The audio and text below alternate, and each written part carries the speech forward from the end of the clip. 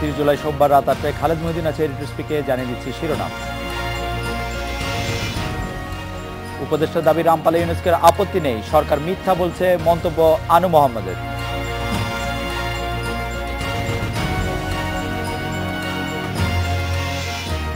নির্বাচনের আগে সংসদ ভেঙে দেওয়ার এবং সেনা মোতায়েনের প্রস্তাব সুশীল সমাজের।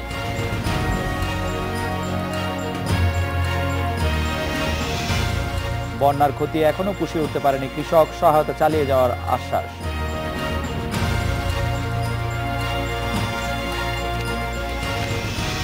সুন্দরবনের পাশে রামপাল কয়লা বিদ্যুৎ কেন্দ্র নিয়ে ইউনেস্কোর আপত্তির খবর নাকচ করেছেন প্রধানমন্ত্রী জ্বালানি উপদেষ্টা তৌফিক এলাহি চৌধুরী। তার দাবি প্রকল্পের প্রভাব মোকাবেলায় পর্যাপ্ত প্রযুক্তি ব্যবহারে জোর দিয়েছে ইউনেস্কো।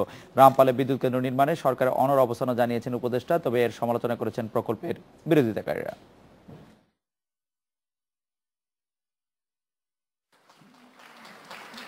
পোল্যান্ডে চলতি মাসে আয়োজিত ইউনেস্কোর ওয়ার্ল্ড হেরিটেজ কমিটির 41তম অধিবেশনে আলোচিত হয় সুন্দরবন ও রামপাল বিদ্যুৎ কেন্দ্র প্রসঙ্গ। এর আগে কয়লা বিদ্যুৎ কেন্দ্রের ঝুঁকি বিশ্লেষণ করে রামপালে কয়লা বিদ্যুৎ কেন্দ্রের বিপক্ষে মত দেয় ইউনেস্কোর বিশেষজ্ঞ কমিটি। তাদের সেই প্রস্তাব চূড়ান্ত অনুমোদনের জন্য তোলা হয় ওয়ার্ল্ড হেরিটেজ কমিটির 41তম অধিবেশনে। তবে অধিবেশনে রামপাল প্রশ্নে নমনীয় অবস্থান নেয়ার প্রস্তাব করে তুরস্ক। খসড়া প্রস্তাবে রামপাল বিদ্যুৎ কেন্দ্র সহ ভারী অবকাঠামো নির্মাণ বন্ধের কথা ছিল, তবে তুরস্কের প্রস্তাবের ভিত্তিতে অনুমোদিত প্রস্তাবে রামপাল বিদ্যুৎ কেন্দ্র শব্দটি বাদ পড়েছে। এছাড়া খসড়ার 9 নম্বর ধারায় রামপাল থেকে বিদ্যুৎ কেন্দ্র সরানোর কথাও বাদ পড়েছে চূড়ান্ত অনুমোদনে। এখন সেখানে বলা হয়েছে বিদ্যুৎ কেন্দ্রের প্রভাব মূল্যায়ন করে তা দূর করতে পর্যাপ্ত কারিগরি পদক্ষেপ নিতে হবে। আর 10 নম্বরে সুন্দরবনকে ঝুঁকিপূর্ণ ঐতিহ্যের তালিকায় রাখার বিষয়টিও অনুমোদন পায়নি পোল্যান্ডের অধিবেশনে। তবে কয়েকটি সংবাদ মাধ্যমে রোববার জানানো হয় রামপাল বিদ্যুৎ কেন্দ্র নিয়ে আপত্তি তুলে নেয়নি ইউনেস্কো। এই পরিপ্রেক্ষিতে সংবাদ সম্মেলনে আসেন পোল্যান্ডে বাংলাদেশের প্রতিনিধিদের নেতৃত্ব দেয়া প্রধানমন্ত্রী জ্বালানি উপদেষ্টা তৌফিক এলাহি চৌধুরী। ব্যাখ্যা দেন অনুমোদিত প্রস্তাবের। রামপাল যে বিদ্যুৎ কেন্দ্র হচ্ছে এটা চলমান থাকবে, আমাদের একটা স্ট্র্যাটেজিক এনভায়রনমেন্ট অ্যাসেসমেন্টও হবে। সেই অ্যাসেসমেন্টের কারণে যদি দেখা যায় যে কোনো মিটিগেটিং মেজার্স, কোনো জিনিস আমরা হিসাবের মধ্যে ধরিনি, এমন কোনো এনভায়রনমেন্টাল ইস্যু আসতে পারে, তাহলে আমরা তার মিটিগেটিং মেজার করব এবং বাংলাদেশকে যে কথা বলে যে একটা আবহাওয়া তৈরি করা হয়েছিল যে সুন্দরবন হুমকির সম্মুখীন, সে কথা এখান থেকে বাদ দিয়েছে। তবে রামপালে বিদ্যুৎ কেন্দ্রের বিরোধিতাকারীদের দাবি আগের অবস্থানেই আছে ইউনেস্কো। সরকার ইউনেস্কোকে প্রভাবিত করার চেষ্টা করছে বলেও অভিযোগ করেছেন তারা। ইউনেস্কো রামপাল বিদ্যুৎ কেন্দ্র সম্পর্কে আপত্তি প্রত্যাহার করেছে, এই কথাটা সর্বৈব মিথ্যা। আপত্তি প্রত্যাহার করেনি, বরঞ্চ বিষয়টা আরো কঠিন করেছে। শুধু রামপাল বিদ্যুৎ কেন্দ্র না, অন্য কোনো শিল্প স্থাপনাই সুন্দরবনকে ক্ষতি করতে পারে, এই ধরনের কোনো শিল্প স্থাপনাই ওই এলাকায় করা যাবে না। এটাই ইউনেস্কোর অবস্থান এবং এটা আমাদেরও অবস্থান। রামপালে বিদ্যুৎ কেন্দ্রটি নির্মাণে গত এপ্রিলে কাজ শুরুর অনুমতি পেয়েছে ঠিকাদার প্রতিষ্ঠান ভারত হেভি ইলেকট্রিক্যাল। কেন্দ্রটির প্রথম ইউনিটের নির্মাণ কাজ 41 মাসে শেষ হওয়ার কথা। Nafiza Daula, independent news, Dhaka. রামপাল বিদ্যুৎ কেন্দ্র প্রকল্প নিয়ে আলোচনা করতে যোগ দিচ্ছেন তেলগেজ জাতীয় কমিটির সদস্য সচিব প্রফেসর আনু মোহাম্মদ এবং বিদ্যুৎ মন্ত্রণালয় সম্পর্কিত সংসদীয় স্থায়ী কমিটির সভাপতি মোহাম্মদ তাজুল ইসলাম আছেন আমাদের সঙ্গে। প্রফেসর আনু মোহাম্মদ, আজকে একটি সংবাদ সম্মেলনে আপনি জানেন যে জ্বালানি উপদেষ্টা, প্রধানমন্ত্রী জ্বালানি উপদেষ্টা ডক্টর তৌফিক এলাহি চৌধুরী যে কথা বলেছেন তাতে তিনি বলছেন যে রামপালে বিদ্যুৎ কেন্দ্র স্থাপনের ব্যাপারে ইউনেস্কোর কোনো আপত্তি নেই। তিনি আরো বলছেন যে যেখানে আপত্তির কথাটি প্রথম প্রস্তাবে করা হয়েছিল সেই রামপাল শব্দটি বাদ দেওয়া হয়েছে অনুমোদিত প্রস্তাবের ক্ষেত্রে। সেই যেখানে শিল্প কারখানা স্থাপনের কথা বলা হয়েছে প্রথমে রামপালের কথা থাকলেও including the Rampal power plant এ কথাটি থাকলেও আপনি ড্রাফট ডিসিশন যেটা 3 সেইখানে উনি বলছেন যে মূল যে সিদ্ধান্ত সেই সিদ্ধান্তের মধ্যে ইনক্লুডিং দি রামপাল পাওয়ার প্ল্যান্ট কথাটি বাদ পড়েছে। তিনি আরো বলছেন যে এই যে অংশের মধ্যে বলা হয়েছিল যে এটার মধ্যে না করতে সেখানে সমীক্ষার কথা বলা হয়েছে, সমীক্ষা সরকার করবে, কিন্তু রামপালটি না করার ক্ষেত্রে কোনো সিদ্ধান্ত আসলে ইউনেস্কো দেয়নি। এ ব্যাপারে একটু আপনার মন্তব্য শুনবো স্যার। প্রফেসর আনু মোহাম্মদ। এই কথাটা, এই যে ব্যাখ্যাটা উপদেষ্টা দিয়েছেন, উপদেষ্টা মহোদয় দিয়েছেন, এই ব্যাখ্যাটা পুরোপুরি ভুল ব্যাখ্যা। কারণ আজকে তো প্রথমে তারা যে সাংবাদিক সম্মেলন করেছিলেন সেটা তখনও ইউনেস্কোর যে সিদ্ধান্ত সেটা আনুষ্ঠানিকভাবে প্রকাশিত হয়নি। আনুষ্ঠানিকভাবে যে প্রকাশিত হয়েছে সিদ্ধান্ত, সেখানে যা যা আছে, যেসব ধারা, সেই সব ধারা মেনে চললে কোনোভাবেই রামপাল বিদ্যুৎ কেন্দ্র করা সম্ভব নয়। এবং সেখানে যেমন যেটা তারা বলছেন যে আগে রামপাল নিয়ে কথা ছিল, এখন সেটা নাই। এই কথাটা আপনারা যদি ভালো করে খেয়াল করেন যে একটা সিদ্ধান্ত নেওয়া হয়েছে, যে কথাটা বলা হয়েছে যে কৌশলগত পরিবেশ সমীক্ষা বা স্ট্র্যাটেজিক এনভায়রনমেন্টাল অ্যাসেসমেন্ট সম্পন্ন হওয়ার আগে সুন্দরবন অঞ্চলে কোনো ধরনের বৃহদাকার শিল্প অবকাঠামোগত প্রকল্প কাজ না করার আহ্বান।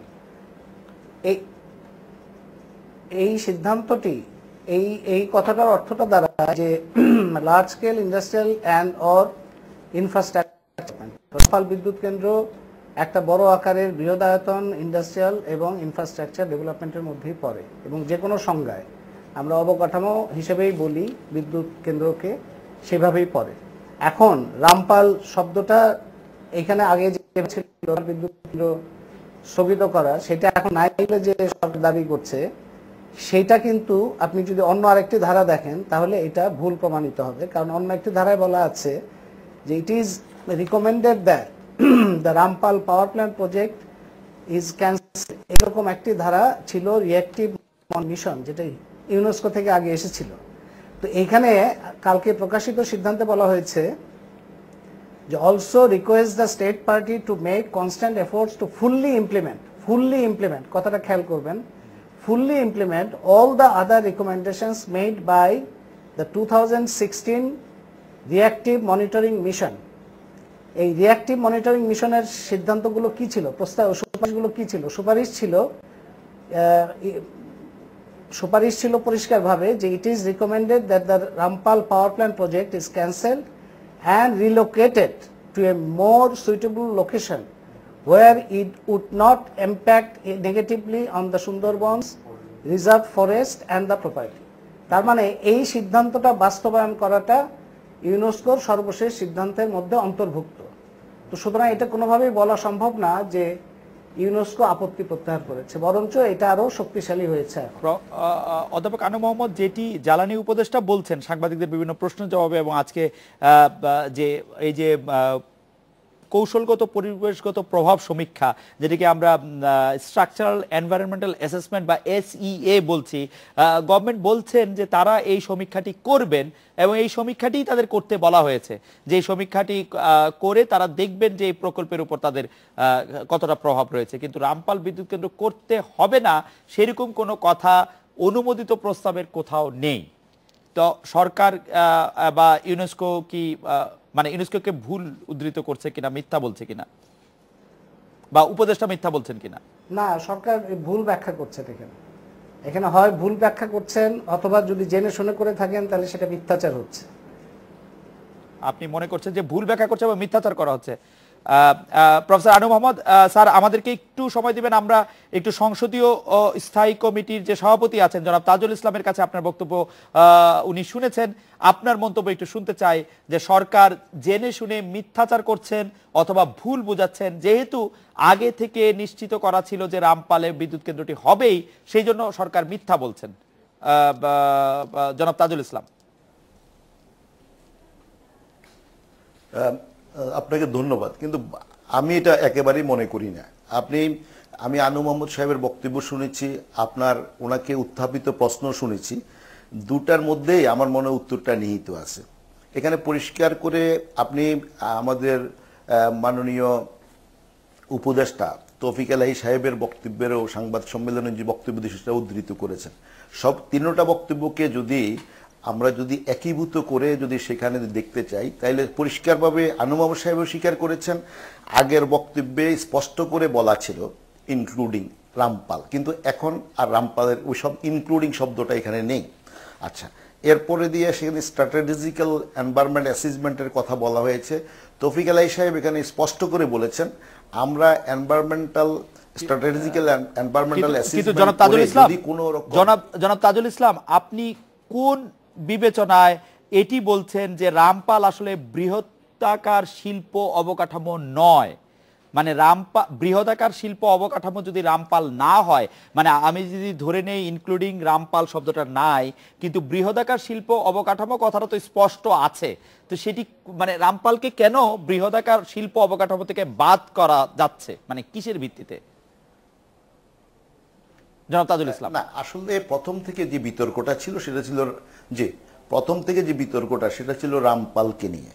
তো এখন এবং যে সমস্ত ইউনেস্কো থেকে যে সমস্ত মতামত দেওয়া হয়েছে, সিদ্ধান্ত দেওয়া হয়েছিল, সেগুলো সবগুলাই ছিল রামপালকে নিয়ে। তো স্বাভাবিকভাবে এখন যেহেতু রামপাল শব্দটি আগের রিপোর্টে এভাবে ছিল, এখনকার ওনাদের যে প্রতিবেদন সেখানের মধ্যে রামপাল ইনক্লুডিং শব্দটাকে প্রত্যাহার করা হয়েছে, তাহলে স্বাভাবিকভাবে কি এটা আমরা মনে করব না যে এখানের মধ্যে এইটা আগেরটা এবং পরবর্তীটার মধ্যে একটা পার্থক্য আছে, এবং সেখানে বৃহৎ শিল্প কারখানা অথবা কোনো অবকাঠামো নির্মাণের জন্য না করার জন্য বলা হয়েছে, এবং সরকারও সেখানে যে সমস্ত শিল্প কারখানা স্থাপনের যে সমস্ত পরিকল্পনা বিভিন্ন জন নিয়েছিল সেগুলোকে স্থগিত করেছেন। তো স্বাভাবিকভাবে আমার মনে হয় ইউনেস্কোর মতামতের সাথে ইউনেস্কো যে সিদ্ধান্তটা দিয়েছে, জনাব তাজুল ইসলাম আপনি অনুগ্রহ করে একটু পরিষ্কার করবেন কি কেন রামপাল বিদ্যুৎ প্রকল্প বৃহদাকার শিল্প অবকাঠামোর অন্তর্ভুক্ত হবে না? মানে ওইটা তো আমরা আসলে মানে কি দিয়ে বানাবো, আসলে আমাদের তো একটা স্থাপনা করতেই হবে এখানে। না, এটা অবশ্যই একটি বৃহৎ আকারের একটি অবকাঠামো, এবং এখানে ইনফ্রাস্ট্রাকচার যেখান থেকে বিদ্যুৎ উৎপাদন হবে এবং সেখানে একটা ম্যাসিভ অ্যাক্টিভিটি চলবে, এটা কথাগুলো সবগুলো বাস্তব। কিন্তু আমি মিন করছি যে আমার মনে হয় এটা আমাদের কাছে পরিষ্কার না হওয়ার কোনো কারণ নেই, যেখানে সুস্পষ্টভাবে রামপালকে নিয়ে আগের আপত্তিটা উত্থাপন করা হয়েছে এখনকার, এবং সেটার উপরে আপনি আমাদের মাননীয় উপদেষ্টার বক্তব্য থেকেও দেখেছেন, সেখানে ওনারা যখন নাকি পোল্যান্ডের 41তম ওয়ার্ল্ড হেরিটেজ কমিটির মিটিংয়ের মধ্যে ইনক্লুডিং শব্দটা নিয়ে ওনারা সেখানে আপত্তি উত্থাপন করেছেন, এবং সেখানে এটা নিয়ে ডিবেট হয়েছে, এবং এই ডিবেটের পরে সেখানে সর্বশেষ এই সিদ্ধান্তটা এরকম হয়েছে ইনক্লুডিং রামপাল শব্দটা বাদ গিয়েছে। তো যদি ইনক্লুডিং রামপাল শব্দটা বাদ যায়, তার অর্থ কি এটা দাঁড়ায় না যে রামপালকে সেখানে স্পেয়ার করা হয়েছে এই লিস্ট থেকে? আর এখানে আরো পরিষ্কার যে আর ফার্দার কোনো অবকাঠামো তৈরি করতে গেলে সেখানে এনভায়রনমেন্টাল যে ইম্প্যাক্ট আসতে পারে সেটার জন্যই সেখানে স্ট্র্যাটেজিক্যাল এনভায়রনমেন্টাল অ্যাসেসমেন্টের কথা বলা হয়েছে। আমি মনে করি এটার ব্যাপারে আমাদের এখানে আমি মনে করি যে এই কাজটি করা সরকারের একেবারেই সদিচ্ছা আছে। আর আমি এর সাথে আরেকটা জিনিস সংযুক্ত করি যে সুন্দরবনটি আমাদের সবার কাছেই অত্যন্ত গুরুত্বপূর্ণ। মাননীয় প্রধানমন্ত্রী শেখ হাসিনাই 1997 সনে ওয়ার্ল্ড হেরিটেজ সেন্টার আপনার সাইট হিসাবে এটাকে আপনার ইনকর্পোরেট করার জন্য উদ্যোগ নিয়েছেন এবং করাইছেন। অতএব আজকে সুন্দরবনের এরকম একটি আমাদের ক্ষতি হওয়ার চিন্তা করে কোনো প্রকল্প নেওয়া হবে এটা আমি মনে করি। জনাব তাজুল ইসলাম, আপনাকে ধন্যবাদ। আমরা একটা বিরতি নিচ্ছি। প্রফেসর আনু মোহাম্মদ, আমরা যখন ফিরবো তখন আপনার কাছ থেকে একটু জানতে চাইবো যে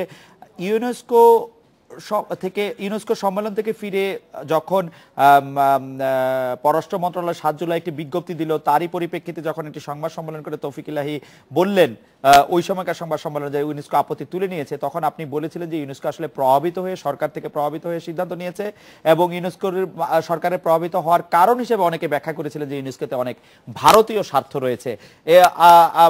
আপনি কি ওই অবস্থানটি আবার একটু ইউনেস্কোতে অনেক ভারতীয় স্বার্থ রয়েছে, আপনি কি ওই অবস্থানটি আবার একটু মূল্যায়ন করবেন কিনা, বা এই ব্যাপারে আপনি একটু এই মুহূর্তের পর্যবেক্ষণ তুলে ধরবেন কিনা সেটি আমরা একটু শুনবো। আমরা একটু বিরতি নিচ্ছি, ফিরছি তারপরে। জনাব তাজুল ইসলাম আমাদের সঙ্গে থাকবেন।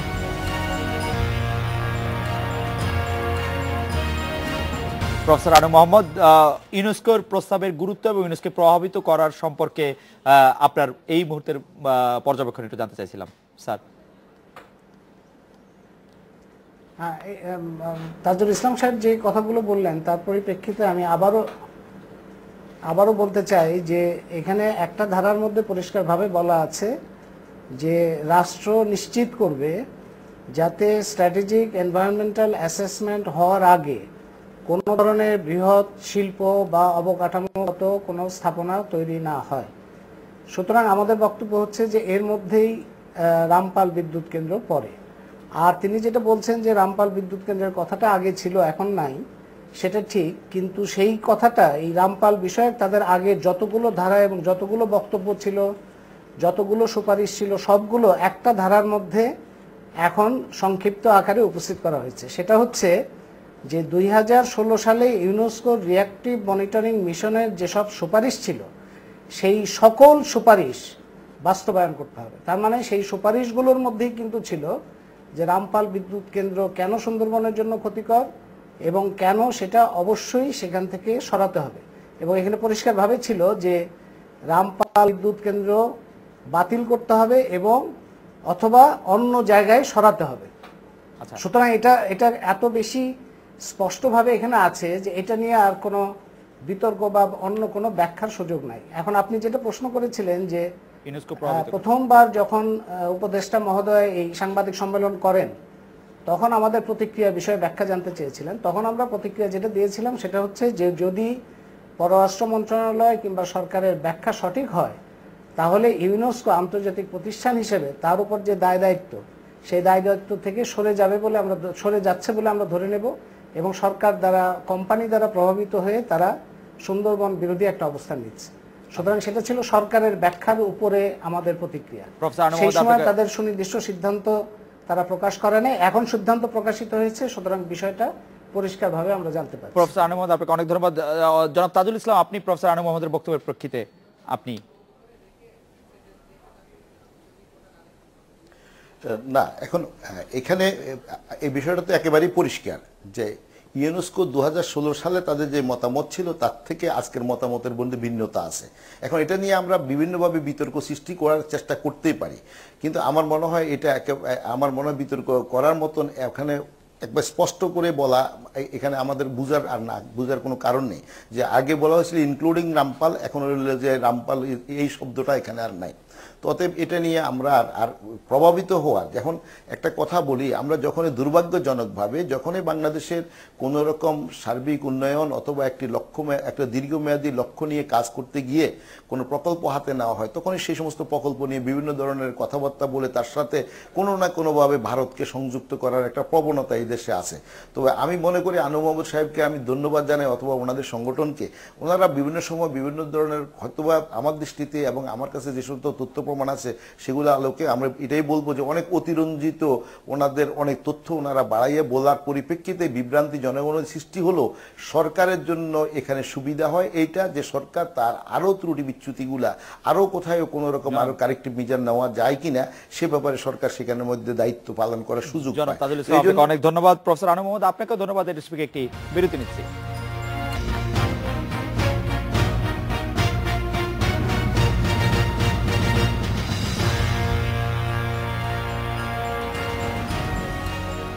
আগামী জাতীয় সংসদ নির্বাচন আগে সংসদ ভেঙে দিতে নির্বাচন কমিশনকে পরামর্শ দিয়েছে সুশীল সমাজের বেশিরভাগ প্রতিনিধি। পাশাপাশি নির্বাচনে সেনা মোতায়েনের পরামর্শ দেওয়া হয়েছে।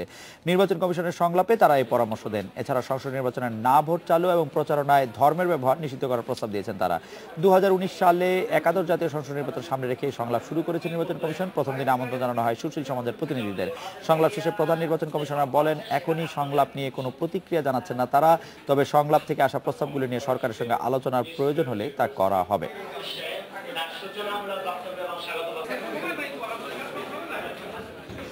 নির্বাচন কমিশনের সাথে সংলাপ নিয়ে কথা বলতে এখন আমাদের সাথে আছেন ঢাকা বিশ্ববিদ্যালয়ের আইন বিভাগের শিক্ষক প্রফেসর ডক্টর আসিফ নজরুল, আছেন রাজশাহী বিশ্ববিদ্যালয়ের উপ-উপাচার্য প্রফেসর আনন্দ কুমার সাহা। আমি প্রফেসর আসিফ নজরুল আপনার কাছে জানতে চাইবো যে দুটি কথা আমরা শুনতে পাচ্ছি যে সুশীল সমাজের প্রতিনিধিগণ পরামর্শ দিয়েছেন, একটি হচ্ছে নির্বাচনের সেনা মোতায়েনের প্রসঙ্গে, আরেকটি হচ্ছে সংসদ ভেঙে দেওয়া প্রসঙ্গে। এই দুটির যৌক্তিকতা আমাদের দর্শকদের জন্য একটু তুলে ধরবেন কিনা প্রফেসর আসিফ নজরুল? সেনা মোতায়েনের পক্ষে যারা বলেছেন, অধিকাংশ সেনা মোতায়েনের পক্ষে বলেছেন, তারা বলেছেন যে বর্তমানে নির্বাচন নিয়ে প্রার্থী, পোলিং এজেন্ট, বিশেষ করে ভোটারদের মধ্যে যে আতঙ্ক সৃষ্টি হয়েছে সে কারণে সেনা মোতায়েনের বিকল্প নাই। আবার কেউ কেউ বলেছেন যে বর্তমানে যারা পুলিশ বাহিনী আছেন, বিজিবি আছেন, তাদের পক্ষপাতহীনতা নিয়ে মানুষের মনে প্রশ্ন রয়েছে, তাদের ভূমিকা নিয়ে মানুষের মনে প্রশ্ন রয়েছে, তারা যে পদ্ধতিতে নিয়োগ এবং পোস্টিং পান সেটা নিয়ে এই আশঙ্কা করার কারণ রয়েছে যে তারা একটা দলের হয়ে কাজ করবে। এই জন্য সেনা মোতায়েনের কথা বলা হয়েছে। আবার এটার বিপক্ষে দুইজনই সরকারের সাবেক আমলা। ওনারা বলেছেন সেনাবাহিনী নিয়োগ করার দরকার নাই, কিন্তু কারণটা খুব স্পষ্ট করতে পারেন নাই। বলেছেন আমাদের মুক্তিযুদ্ধের চেতনার মধ্যে দিয়ে দেশ হয়েছে, এখানে সেনাবাহিনী আসবে কেন, আমি কোনো কারণটা বুঝি না ওনারা কি বলতে চেয়েছেন। তো তখন আমি একটা কথা বলেছি যে আমরা যদি সেনাবাহিনীকে দিয়ে বিশ্ববিদ্যালয় চালাতে পারি, সেনাবাহিনীকে দিয়ে ব্যাংক বিমা প্রতিষ্ঠান চালাতে পারি, সেনাবাহিনীকে আমরা দুর্যোগ প্রতিরোধের কাজে নিয়োগ করতে পারি, যে কোনো ত্রাণ সামগ্রী বিতরণের কাজে নিয়োগ করতে পারি, রাস্তাঘাট নির্মাণ করার কাজে নিয়োগ করতে পারি, এত বড় একটা ইম্পর্টেন্ট ইভেন্ট যে নির্বাচন পরিচালনা করা, সেটা সুষ্ঠুভাবে পরিচালনা করলে সেনাবাহিনী থাকলে অসুবিধা কোথায়? এজন্য অধিকাংশই জোরালোভাবে বলেছেন আইন শৃঙ্খলা রক্ষা বাহিনীর সংঘাতে যেন অবশ্যই সেনাবাহিনীকে অন্তর্ভুক্ত করা হয়। আর সেকেন্ড প্রশ্নটা কি ছিল? সংসদ ভেঙে দেওয়া প্রসঙ্গে। জি, সংসদ ভেঙে দেওয়া প্রসঙ্গে কিন্তু আমি আসলে আলোচনা শেষ হওয়ার কিছুক্ষণ আগে চলে এসেছি। আমি একটা বিষয়ে ওই সম্মেলন কেন্দ্র ত্যাগ করি, তো তখন পর্যন্ত সংসদ ভেঙে দেওয়া খুব জোরালো কোনো আলোচনা হয় নাই। যারা পক্ষে বলেছেন, যেমন হোসেন জিল্লুর ভাই, উনি অত্যন্ত স্ট্রংলি বলেছেন যে এমপিদের যে দাপট থাকে এলাকায়, তারা যদি এমপি থাকা অবস্থায় যদি নির্বাচন করে, তাদের দাপটের চোটে অন্যরা কোনো লেভেল প্লেইং ফিল্ড পাবে না। ওনার এই বক্তব্য কেউ কেউ সমর্থন করেছেন, আবার আপনাকে যে সাবেক দুজন আমরা কথা বললাম ওনারাই আবার এটার বিরোধিতা করেছেন। ওনারা বিরোধিতা করতে গিয়ে বলেছেন পৃথিবীর বিভিন্ন দেশে এরকম নজির আছে, কিন্তু খুব যৌক্তিক কোনো ব্যাখ্যা দিতে পারেন নাই। প্রফেসর আসিফ নজরুল, আপনি সংসদ ভেঙে দিয়ে নির্বাচন করাটাকে সমর্থন করেন কিনা? আমি অবশ্যই সমর্থন করি, কারণ বাংলাদেশের যে সোশিও পলিটিক্যাল কনোটেশন এবং বাস্তবতা, সেটা আপনাকে বিবেচনায় নিতে হবে। আমরা বিভিন্ন এলাকায়, সব এমপির কথা বলছি না, কিছু এমপির যে সমস্ত দাপটের কথা, যে সমস্ত অনাচরণের কথা শুনি, আমি আপনাকে নাম বলতে চাই না, আপনি জানেন, তো তারা যদি এমপি অবস্থায় থাকেন এবং এই সরকারের আমলে যেভাবে প্রশাসন এবং পুলিশ রাজনীতিকরণ করা হয়েছে, নিজের অনুগত লোকদের নিয়োগ হয়েছে, যেটা আগের বিএনপি আমলে হয়েছে, এই সরকারের আমলেও হয়েছে। এখন এই সরকারের আমলে যদি এতটা বেশি হয়েছে, এরকম সময় যদি এমপিরাও যদি থাকেন এমপি অবস্থাতে, তাদের সাথে পুলিশ এবং প্রশাসনের যে র্যাপোর্ট গড়ে উঠেছে, স্থানীয় মাস্তান চক্রের যে কন্ট্রোল তাদের উপর থাকে, তারা যদি এমপি অবস্থায় থাকে, তাহলে নির্বাচনে কারচুপি এবং গোলযোগ হওয়ার আশঙ্কা বাড়বে বলে আমি মনে করি। প্রফেসর আসিফ নজরুল, আপনাকে অনেক ধন্যবাদ। প্রফেসর আনন্দ কুমার সাহা, আপনি কি মনে করেন নির্বাচনে সেনা মোতায়েন প্রসঙ্গে এবং সংসদ ভেঙে দেওয়া প্রসঙ্গে নির্বাচনের আগে, এই ব্যাপারে আপনার মন্তব্য কি? ধন্যবাদ আপনাকে। আসলে সেনাবাহিনীকে আপনারা সবসময় নিয়ে একটা বিতর্কের মধ্যে সৃষ্টি করবার একটা পায়তারা আমি সবসময় লক্ষ্য করি আর কি। সেনাবাহিনী একটা শেষ আশ্রয়স্থল কোনো দেশের। যখন কোনো দেশের একটা সংকট মুহূর্ত থাকে, আমাদের শেষ আশ্রয় তাদের কাছে আমরা যাই, কিন্তু বারবার যদি বিভিন্নভাবে নির্বাচনে নিয়ে আসা হয়, তাহলে পরে সেনাবাহিনী তো আমাদের শেষ আশ্রয়স্থল না। খুব ভালোভাবে শুনতে পাচ্ছি না। সেনাবাহিনী তো আমাদের শেষ আশ্রয়স্থল না। আমি স্যার, আমি বলতে চাইছিলাম আমাদের শেষ আশ্রয়স্থল বিচার বিভাগ। আমি না না না আপনি আপনি আপনি সেটা বলতে চাচ্ছেন, ঠিকই আছে। আমি হয়তোবা শেষ আশ্রয়স্থল বলতে চাচ্ছি কি, আমরা তাদের প্রতি এটা ডিপেন্ড করতে পারি, যে বিচার বিভাগের প্রতি যেমন ডিপেন্ড করি, সেনাবাহিনীর প্রতি ডিপেন্ড করি, এবং সেই ডিপেন্ড করার কারণে যদি তাদেরকে যদি বিভিন্ন সময় বিভিন্ন জায়গায় নিয়ে বিতর্কের মধ্যে করা যায়, তাহলে আমরা কার কাছে যে দাঁড়াবো? সেই কারণে আমি মনে করি, যদি আমাদের যদি সদিচ্ছা থাকে, আন্তরিকতা থাকে, তাহলে সেনাবাহিনীর প্রয়োজন নাই নির্বাচনে তদারকি করবার। কিন্তু স্যার, আমরা যদি তাদের উপর ডিপেন্ডই করি, তাহলে নির্বাচনের মতো একটি বড় জায়গায় কেন কাজে লাগাবো না স্যার? যদি আমরা ডিপেন্ডই করি তাদের জন্য, মানে তাদেরকে তো আমরা নির্বাচনের মতো বড় জায়গা, কেন বিতর্ক সৃষ্টি হবে? আমরা তো তাদের উপর ডিপেন্ড করি। আমাদেরকে এমন কোন না, আমরা কি মনে করেন প্রচলিত যে নিয়ম আছে, সেই নিয়মে কি আমরা নির্বাচন করতে কি খুবই অপারগ যে তাদের প্রতি আমাদের মানে নিয়ে আসতে হবে? আমাদের তো যে সরকার আছে, মানে সেই সরকারের অধীনে একটা যদি আমরা বিশ্বাস করি যে তাহলে পরে, এবং নির্বাচন কমিশনার আছে, এবং নির্বাচন কমিশনের যে সমস্ত ব্যক্তিগুলো এখন দায়িত্ব পালন করছেন, তাদের প্রতি আমাদের আস্থা থাকবে না কেন? এবং তারা আমাদের আস্থা আছে স্যার, কিন্তু স্যার আমাদের আস্থা আছে, কিন্তু প্রফেসর আসিফ নজরুল যে প্রসঙ্গে বলেছেন যে কেন আমাদের আইন শৃঙ্খলা বাহিনীর একটি অংশ হিসেবে সেনাবাহিনী থাকা দরকার, তার কোন বিষয়টির সাথে আপনি আসলে দ্বিমত পোষণ করেন? এখন কি আসলে এমপিদের লোকে ভয় পায় না? বিভিন্ন জায়গায় তো আমরা এরকমই দেখি। সেই এমপিরা ক্ষমতায় থাকলে কি সেটি সমস্যা হবে না? আমি সংসদ ভেঙে দেওয়ার প্রসঙ্গে বললাম, এবং বিভিন্ন জায়গায় পোলিং এজেন্টরা যেতে পারে না। নির্বাচনে যদি সেনাবাহিনী থাকে সেটি হবে না, মানুষ আস্থা পাবে, অসুবিধাটা কি? আপনি তো নিশ্চয়ই জানেন, আপনিও তো কিন্তু বিভিন্ন সময় এ প্রসঙ্গে আসেন। বাংলাদেশে আপনি সেই মাগুরা নির্বাচনের কথা মনে আছে, এবং তারপরে 12ই ফেব্রুয়ারি নির্বাচনের কথা আছে।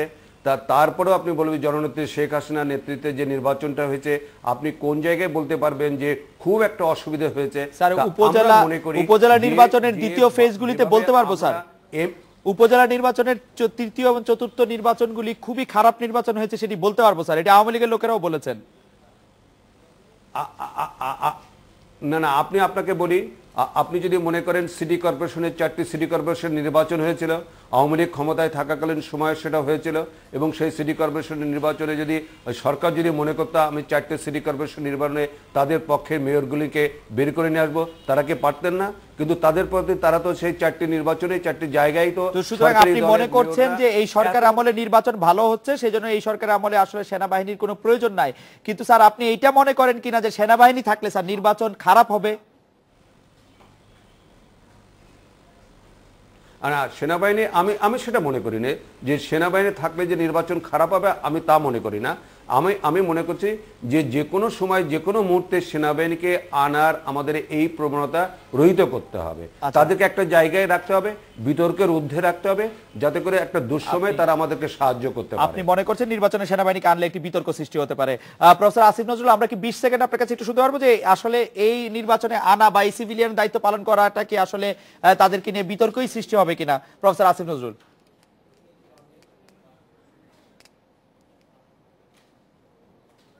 যারা মনে করে 2014 সনের নির্বাচন ভালো ছিল, এরপরে ইউনিয়ন পরিষদ নির্বাচনে 150 লোক মারা গেছে, সেটাও ভালো ছিল। উপজেলা নির্বাচন খুব খারাপ হয়েছে, অনেক লোক মারা গেছে, অনেক অনিয়মের চিত্র তুলে ধরা হয়েছে, ওনাদের কাছে সেটাও খারাপ। ওনাদের কাছে একমাত্র খারাপ নির্বাচন হচ্ছে মাগুরা নির্বাচন, তারপরে যত নির্বাচন হয়েছে পৃথিবী সব ভালো। এই শ্রেণীর লোক যদি মনে করে সেনাবাহিনী রাখার দরকার নাই, তাহলে আমি মনে করি এটা বরং এই যুক্তিকেই প্রতিষ্ঠিত করে যে সেনাবাহিনীকে অবশ্যই রাখা দরকার। কারণ যারা 2014 সালের নির্বাচন এবং বিভিন্ন স্থানীয় পরিষদ নির্বাচনে এত অনিয়ম সত্ত্বেও যারা মনে করে এই নির্বাচনগুলো সুষ্ঠু হয়েছে, এটাই প্রমাণ করে তাদের কথার উল্টা কাজ করা উচিত। অবশ্যই সেনাবাহিনীকে রাখা উচিত। প্রফেসর আসিফ নজরুল, আপনাকে অনেক ধন্যবাদ। প্রফেসর আনন্দ কুমার সাহা এডিটর একটি বিরতি নিচ্ছি। সাম্প্রতিক বন্যা বিভিন্ন এলাকায় ক্ষতিগ্রস্ত হয়েছে ফসলের জমি, ভেসে গেছে আমনের বীজতলা, পাট, সবজি, বন, কলা সহ অন্যান্য ফসল। বন্যা পরবর্তী অবস্থা জানাতে বগুড়া থেকে যোগ দিচ্ছেন সহকর্মী হাসিবুর রহমান এবং সিলেট থেকে আল আজাদ। আমি জনাব হাসিবুর রহমান আপনার কাছে জানতে চাইবো যে বন্যা পরবর্তী যে কৃষকের যে ক্ষতি তা পুষিয়ে উঠতে আসলে কি উদ্যোগ দেখছেন আপনি উত্তরাঞ্চলে? খালেদ ভাই, ইতিমধ্যে কৃষি সম্প্রসারণ অধিদপ্তর ভাসমান বীজতলা তৈরির কাজ শুরু করেছে। এটি অনেকটা কলার ভুড়োর উপরে বেশ কিছু রাসায়নিক সার এবং মাটি দিয়ে এই বীজতলাটি তৈরি করা হচ্ছে এবং এটি কৃষকদের হাতে মূলত যাবে কিছুদিনের মধ্যে। কৃষি সম্প্রসারণ অধিদপ্তরের কর্মকর্তারা বলছেন যে মূল যে ক্ষতিটা চাষিদের হয়েছে সেটি হলো বীজতলাতে, কারণ আমনের একটা বিস্তীর্ণ এলাকার বীজতলায় এবারের বন্যায় ক্ষতিগ্রস্ত হয়েছে। সে কারণে কৃষি সম্প্রসারণ অধিদপ্তর বীজ তৈরির ব্যাপারে খুব বেশি গুরুত্ব দিয়েছে। সেই সাথে তারা সার এবং নগদ টাকা দেওয়ার বিষয়টিও বিবেচনায় রেখেছে এবং কিছু কিছু এলাকায় ইতিমধ্যেই বীজতলা যেটি তৈরি হয়েছে সেখান থেকে কিছু বীজ চাষিদের, বিশেষ করে যারা ক্ষতিগ্রস্ত হয়েছে তালিকা অনুযায়ী তাদের দেওয়ার কাজও মোটামুটি শুরু করেছে কৃষি সম্প্রসারণ অধিদপ্তর। কিন্তু এটিও এই অঞ্চলের যে ক্ষতি হয়েছে কৃষির বা বীজতলার সে তুলনায় খুবই কম বলেই মনে হচ্ছে। কৃষি বিভাগের পাশাপাশি যারা এই অঞ্চলে ক্ষতিগ্রস্ত তাদের কমই মনে হচ্ছে। বিলু ভাই আপনাকে ধন্যবাদ। আজাদ ভাই, সিলেটে তো এখনো বন্যা পরবর্তী অবস্থান বলা যাবে না, কারণ সিলেটের এখন অনেক অংশই আসলে বন্যার মধ্যেই আছে। আপনি যেসব কৃষক ক্ষতিগ্রস্ত হয়েছেন তাদের ক্ষতি পুষিয়ে দিতে কি ধরনের উদ্যোগ নেওয়া হচ্ছে সিলেটে দেখছেন? আজাদ ভাই। আসলে সিলেটে এখনো অনেক জায়গায় পানি আছে, যেটাকে পানি উন্নয়ন বোর্ড বলছে যে এটা জলাবদ্ধতা, এখন আর বন্যা নেই।